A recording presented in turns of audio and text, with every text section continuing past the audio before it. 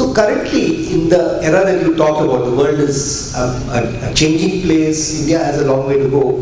And I remember that time you mentioned that no country has ever succeeded in becoming world class if young people didn't break their backs and make great things happen. What's your view today, sir? What is your message to the young people, young entrepreneurs, people like Ankita and Pranati building companies? Well, I think every one of us speaks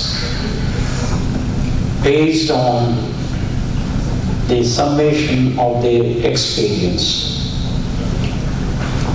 I came from a poor family.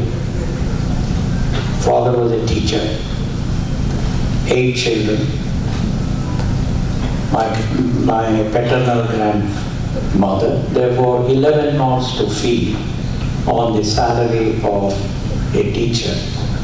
And almost every day, my parents and my primary, middle and high school teachers spoke about the importance of hard work, good work ethic, honesty, putting the interest of the community ahead of your own personal interest. This is how I was brought up. And very interestingly, I was very lucky to be put into a set of circumstances where these precepts given by my parents and teachers, when followed, indeed added value to me. It helped me escape that orbit. So therefore, I have no data to say, don't do that. I'll be a fool if I did that. Therefore,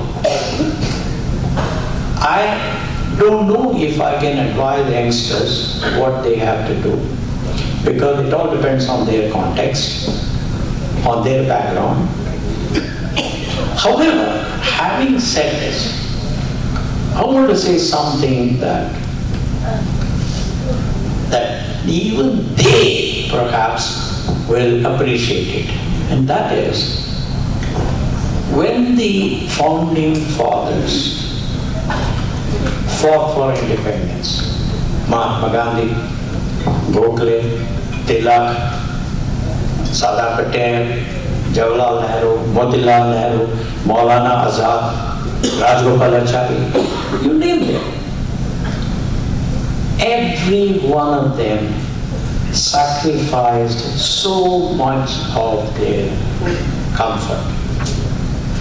You all know very well, these were all very famous warriors. They were very well to do. Probably most of you must have read.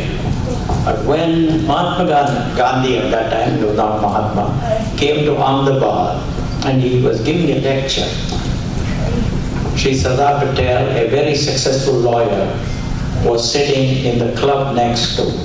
And then somebody told him that here is this gentleman called Gandhi who has come from South Africa, and he is talking about the importance for India to obtain independence. Sardar Patel left the club, went and listened to Gandhi, and overnight he was converted.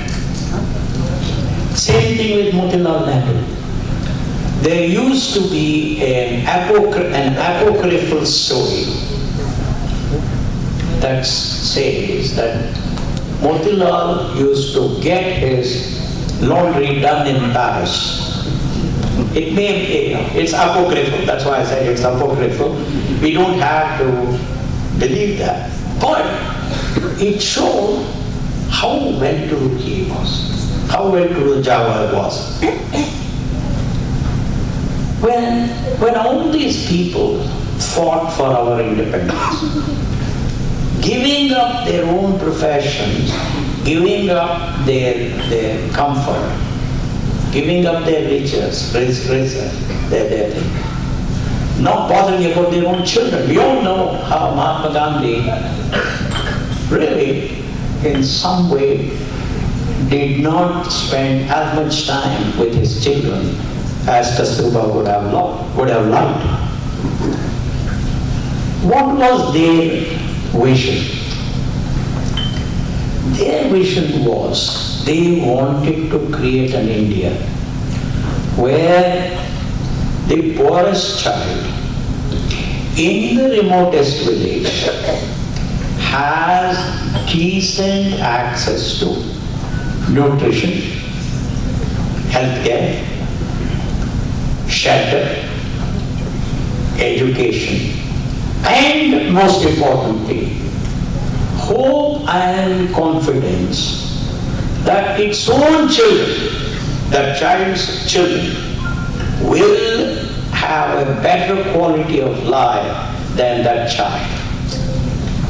That was the dream, that was the vision of these extraordinary people who sacrificed their lives, their comfort, their future, everything. So therefore, even though I am reasonably well-to-do, everybody in this room is well-to-do. As civilized people, as cultured people, we have a responsibility to show concern about the less fortunate people in India. Otherwise, we would be animals. Otherwise, we would be animals. What is the fundamental difference between an animal and a human being? There are two. One, human beings can think. Even animals perhaps may be able to think, I don't know. However, the most important difference between human beings and animals is we can articulate. Therefore, my own view is all of us who have derived so much from this country. You know, I got scholarship right from pre-university. I did not pay a single paise for my education. And of course, up to high school, it was all free. In India of that day, I mean, same thing with Ramesh. Now, therefore, I think it behooves us to show a sense of gratitude to the country and work hard, not for my own pocket, not for filling my own pocket, not to get more money from Infosys, but to live up to my own ethics of being a worthwhile citizen of this society. So therefore, I would only appeal to the wonderful youngsters that they have to think about this issue very carefully, whether it is possible to live in,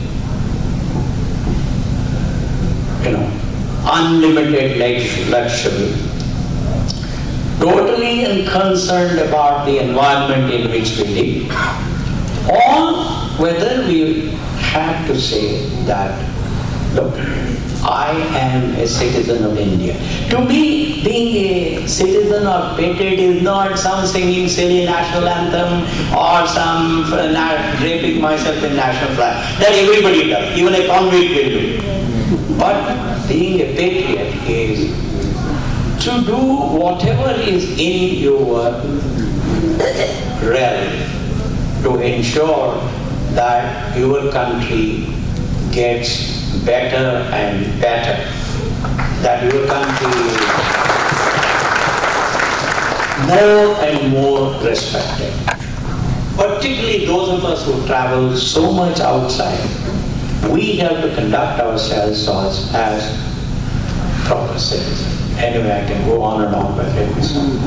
Thank you very much, sir. I think it's a very visual description that nationalism is not just wearing a flag on your sleeve, but it's actually making India happen, and not just the India that we all know in Mumbai and Delhi, but the India of our dreams for, and as you rightly said, by the way, Mr. Murthy wrote the foreword for our previous book of Pune International Center, which was India's Pathways to Success. And in India's Pathways, he wrote the foreword, and you will see on the cover of the book what he just said about his vision for the poor people, that the aspiration that every poor person must have, and the ability to see it realized. So thank you so much, and I think you cannot get on. Yes, sir. I just and want a final thought from Mr. Murthy. I just want to add one incident.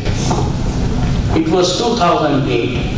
As you people know, in 2008 July, Beijing Olympics took place. And we had, at that point of time, I think, 2 development centers in China, in Pudong and in Hangzhou. And we were to decide the third one in Dalian, which is near Japan.